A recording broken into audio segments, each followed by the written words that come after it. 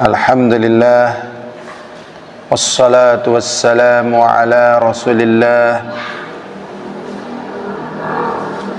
wa ala alihi wa ashabihi wa man tabi'ahum bi ihsanin ila yaumiddin wa ba'd. Al-Imam An-Nawawi di dalam kitab beliau Riyadhus Shalihin pada bab yang ke-16 beliau menuliskan judul Babul Amri bil Muhafazati ala Sunnati wa Adabiha. Bab perintah untuk menjaga sunnah dan juga adab-adabnya. Jadi sunnah dan juga adabnya diperintahkan oleh Allah agar kita senantiasa menjaganya. Allah SWT berfirman di dalam surat Al-Hasyr ayat yang ke-7, "Wa ma atakumur rasulu fakhudhuhu wa ma nahakum anhu fantahu." Allah SWT berfirman, dan apa saja yang didatangkan kepada kalian dari Rasul sallallahu alaihi wasallam, fakhudhu, maka ambillah, wa ma nahakum anhu fantahu, dan apa saja yang ditinggalkan, yang dilarang oleh Rasulullah SAW buat kalian, tinggalkanlah. Allah SWT berfirman di dalam surat An-Najm ayat yang ketiga dan keempat, wa ma yantiqu 'anil hawa in huwa illa wahyu yuha, dan tidaklah dia Nabi Muhammad sallallahu alaihi wasallam berbicara dengan hawa nafsunya.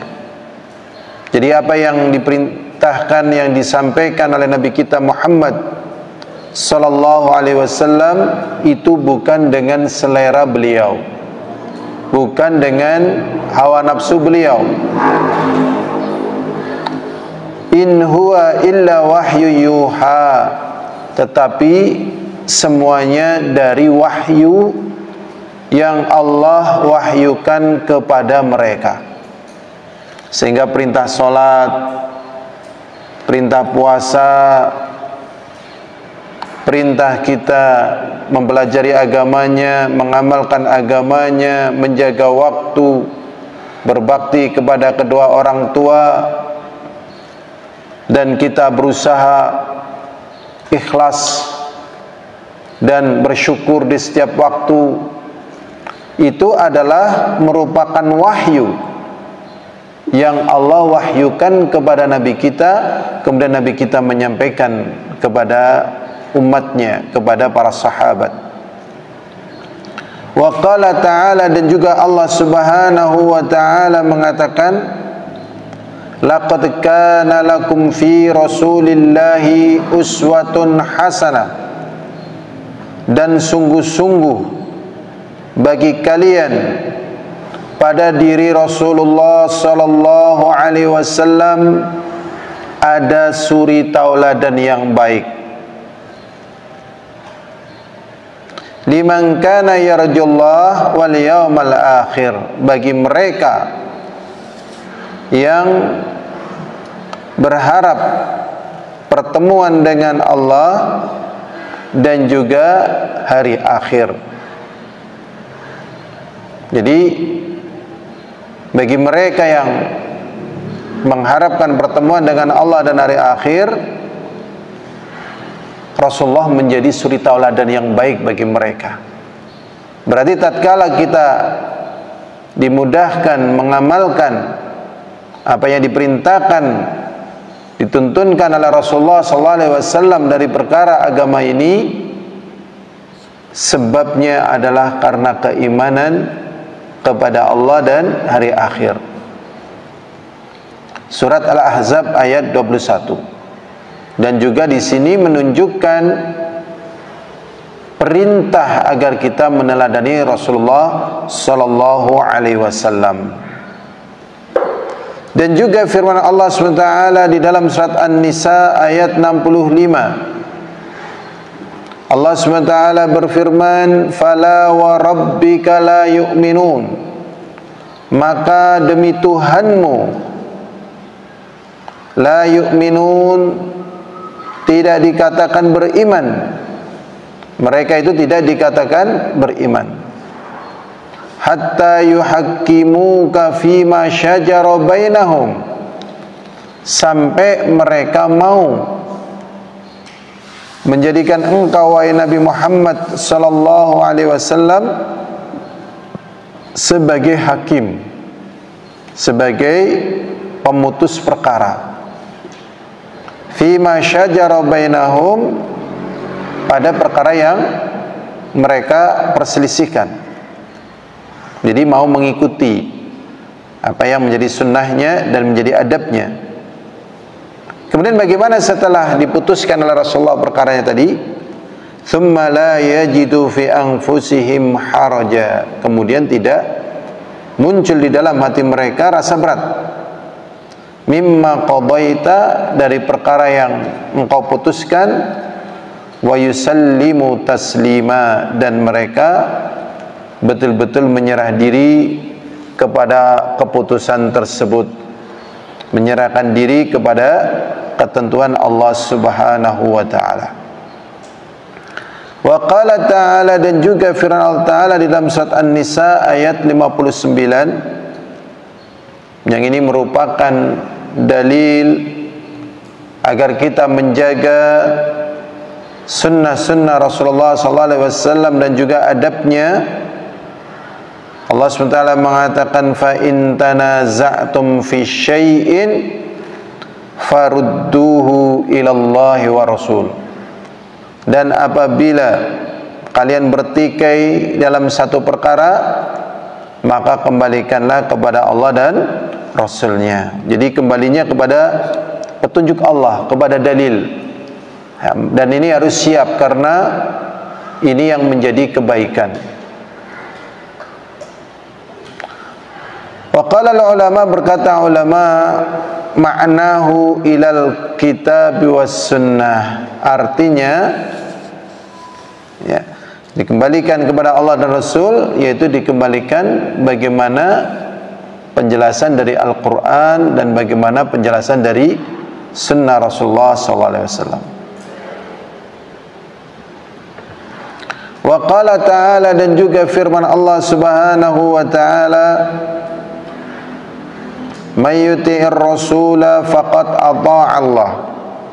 Barang siapa yang taat kepada Rasul, maka sungguh dia telah taat kepada Allah.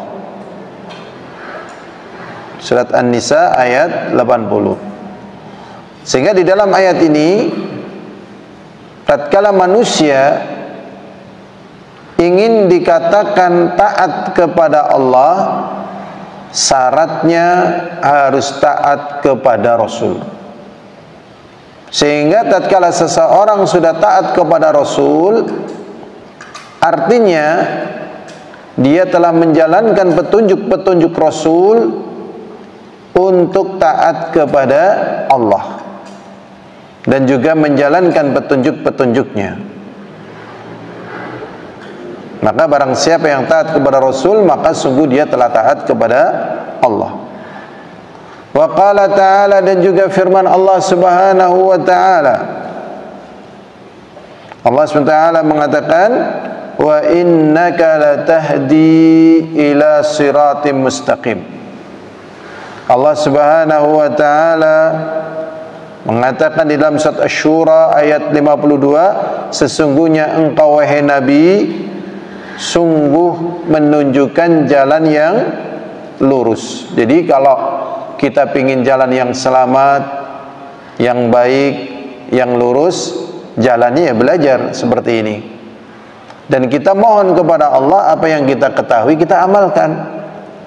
Bagaimana mungkin kita berjalan di atas jalan yang sudah ditunjukkan sebagai jalan lurus, kemudian kita tidak mau mengikuti jalan tersebut, tidak menitinya, ya, maka tidak ada manfaatnya. Kalau ingin manfaat, setelah tahu jalan, diikuti. Wa qala ta'ala, dan juga firman Allah Ta'ala, falyahdharil ladzina yukhalifuna an amrih. Ini dalil yang dibawakan oleh Imam Nawawi agar kita menjaga sunnah dan adab-adabnya, maka hendaknya kita berhati-hati dari orang-orang yang menyelisihi perintahnya, ya, perintah Rasulullah SAW. Apa bahaya menyelisih perintah Rasulullah SAW? Antusibahum fitnah, akan tertimpa fitnah, dan fitnah yang terbesar adalah syirik. Sehingga para ulama mengatakan fitnah di sini syirik. Di samping juga fitnah-fitnah yang lainnya. Au yusibahum adzabun alim, atau akan tertimpa musibah yang pedih. Surat An-Nur ayat 63.